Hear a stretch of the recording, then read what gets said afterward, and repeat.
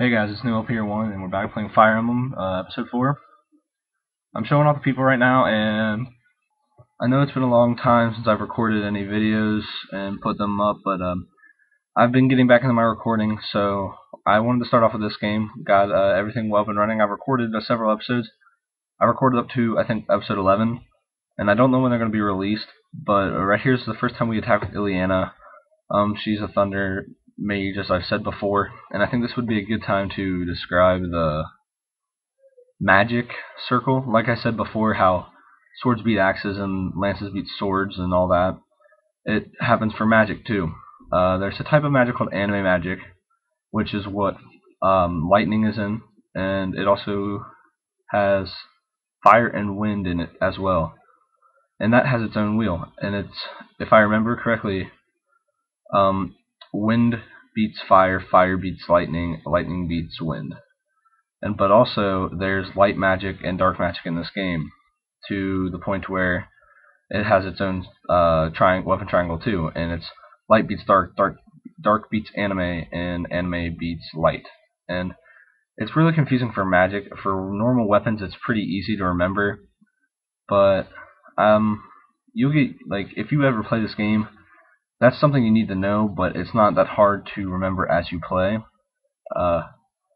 In this level, I'm just going to say it right now, we will be getting a new character, and he will be a useful character. And this is also a level where difficulty that you're playing on does affect what the objective is. If you are playing on normal, you will have to defeat the boss and have Micaiah escape, and also have your two ally characters escape as well. But for this, you just have to defeat the boss, and then you can move on.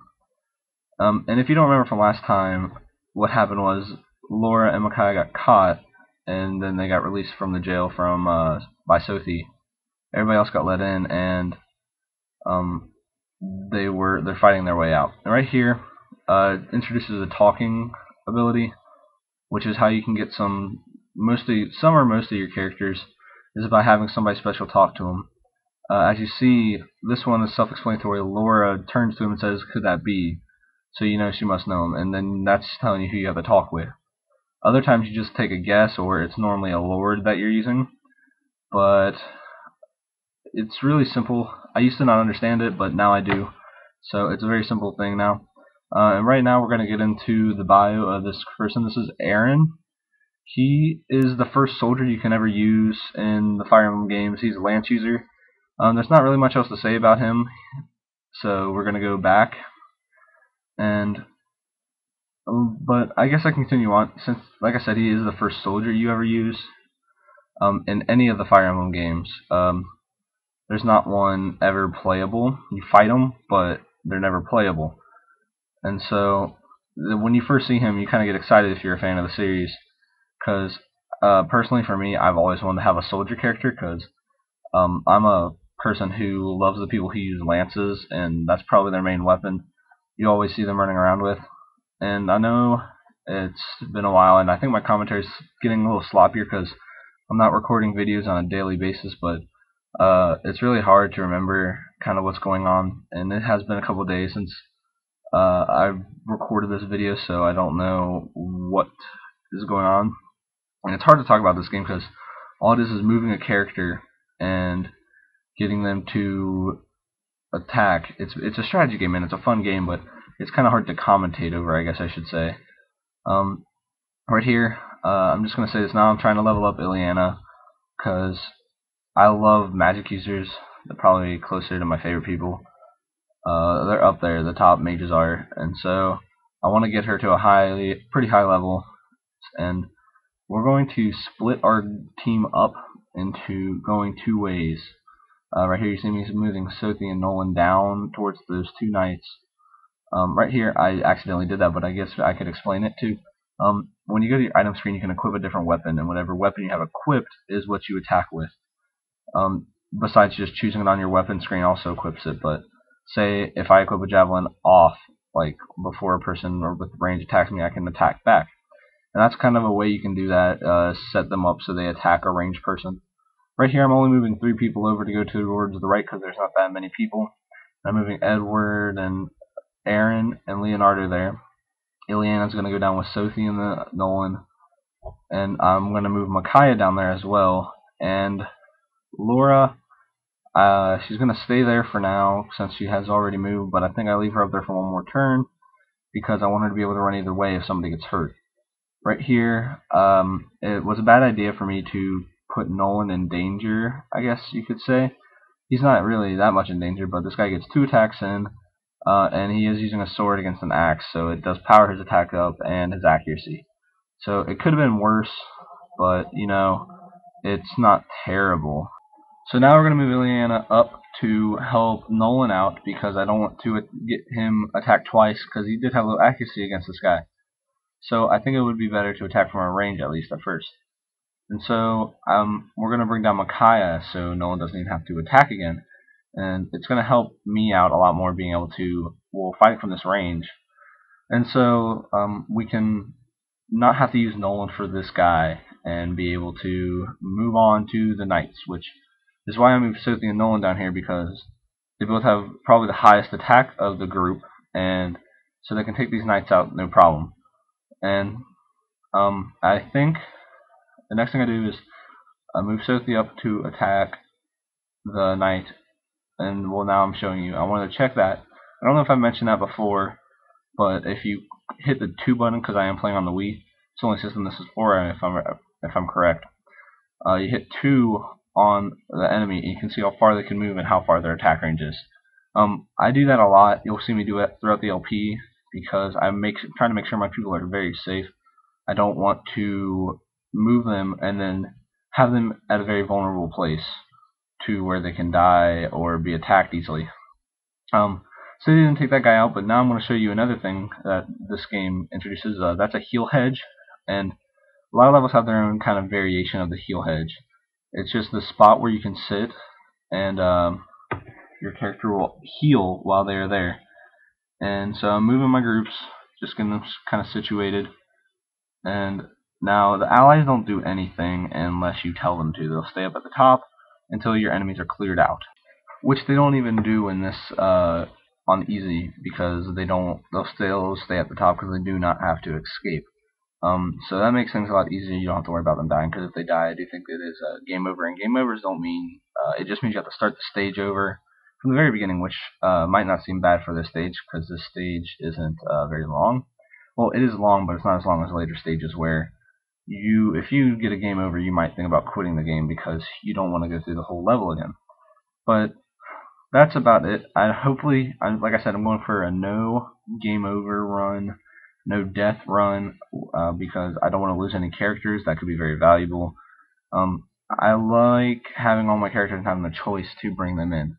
And like I said, I'm doing something very different in this run. I normally don't use items such as Draco shields and stuff to raise my stats because I never realized how much of a difference they make. In a later video, I do use them, and my big realization is they help so much more than I thought they did. And right here, I moved Nolan up to attack. When I saw that 12, if he would have hit me, I was afraid, but I didn't notice that. I had a 100% chance of hitting, and no matter what, the damage would have been done to kill him. And so we got Nolan leveled up to level 11, which is good, because I haven't been using him as much as I normally do, and I don't know why.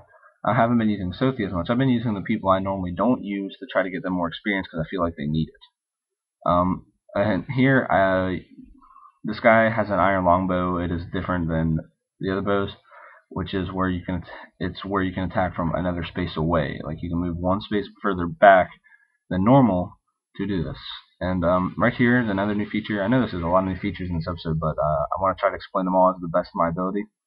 You can break a door or open a door. Open door, you either need to be a thief or a rogue or whatever you want to say, and you also could use a key. But breaking the door, you can just use like durability on an item and break the door. And right there, sacrifice, and like I said, I still don't know if I showed this before, sacrifice is an ability where Micaiah takes away her own HP to heal another person. And I showed it in this video because I did not know if I had showed it before, so I decided I'll just do it anyways. So now, I really don't know what to talk about. We have very few enemies left on the stage, although I don't like how Edward is being attacked from a range, and there's still a guy close who, if I remember correctly, is using, well, no, I was wrong. He's using a sword. I thought he used a lance. But as you see, we have a really close call here, where Edward gets down to 7 HP.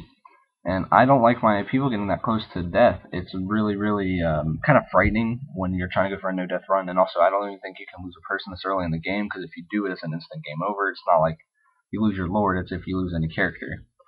But right there you see the weapon level up now. He can use, I think I'm right, steel swords or something like that. So we're going to attack, since this guy is using a sword, we're going to attack from a range with Aaron. And so that's what a javelin is, just a ranged lance. And so it's really good to have when trying to attack range for swords people. And right here, we're going to go up and to attack this other archer. And I checked this guy's range because I don't want him getting close to Edward with no healer nearby, so I did check his range. But right here where you're going up in, it's an instant kill because he was going to do 11 damage per strike.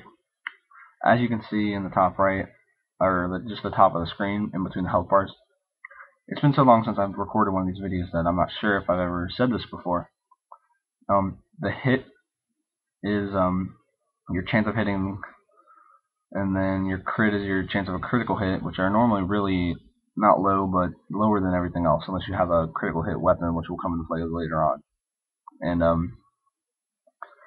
right here, hold on. Yeah, right there it says hit 100% chance. So we have 100% chance of hitting. Damage is the damage you'll do per hit, and the critical is the chance out of 100, like of 100%, the chance you will hit a critical. And Sophie, that's at 15 is actually a pretty good critical hit chance, but he did not hit one, surprisingly, because Sophie normally does hit a lot of criticals early on. Now we are getting down to the end.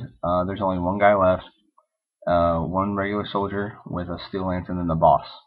I'm going to use Micaiah and use Fanny because, as you see, if I would miss, he would instantly kill Micaiah, but I have a 100% chance, and Fanny is a spell that does extra damage against armored units like knights and cavalry units like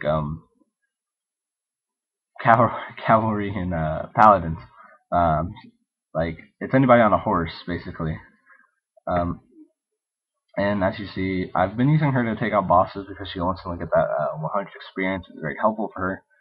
And right here is the end of this level. So we just beat stage 3, if I'm correct. We'll find out soon in the save screen. And it's taken us 4 videos to get through stage 3, and that's why I said this LP is going to be really long. Right here, I can introduce these characters. This is the merchant caravan, I guess I could say. Like, it's just a group, and they all have their own different stories, which we will see later on. This is where they kind of join your journey in the game, and they'll be with you probably throughout the whole game. Well, they are with you almost throughout the whole game, except it's really complicated how to say, but they were in the last game too. They were traveling with you, trying to help you take out the Mad King, and that's why Sophie knows some of them, such as the Amy person and Mustin, which is the guy who just went off screen. And so they just learned that the king from the last game that was the main enemy had a son, and it's not him doing all this stuff, it's a different country, and they want to get him back so that he can take over and rule it. Right there it says so he can rule the new country and get it back into the shape that it was. He'll play a part in the game that I guess I could explain now. He's a big part in the game. He kind of moves the story along in this chapter, but not much further. But I know I'm not going to explain it all right now. I'm sorry, guys. I'm getting a little confused. But now we have our base camp. I'll explain that more in the next episode. This has been Neil here. Thank you for watching.